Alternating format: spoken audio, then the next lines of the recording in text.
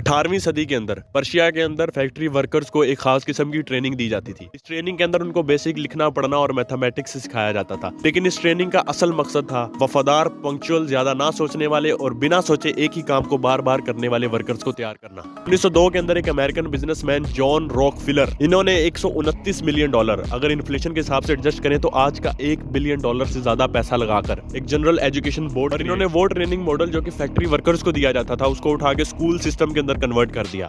अब इस मॉडल का नाम तो चेंज हो गया लेकिन इसका मकसद अभी भी सेम था, वफादार, पंक्चुअल, ज्यादा ना सोचने वाले और बिना सोचे एक ही काम को बार बार करने वाले वर्कर्स तैयार करना।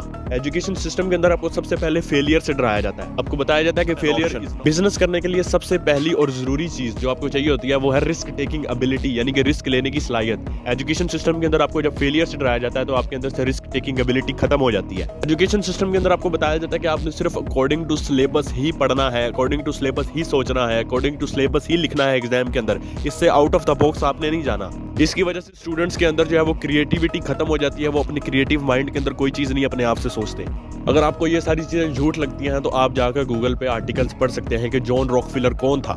स्कूलिंग सिस्टम, स्लेवरी सिस्टम का मास्टरमाइंड जॉन रॉकफिलर, उसका एक बहुत ही फेमस और डार्क कोट है। जॉन रॉकफिलर कहता है, I want a nation of workers, not a nation of thinkers. मुझे एक मजदूर कौम चाहिए, ना कि ऐसी कौम जो खुद मुख्तार सोच रखती है।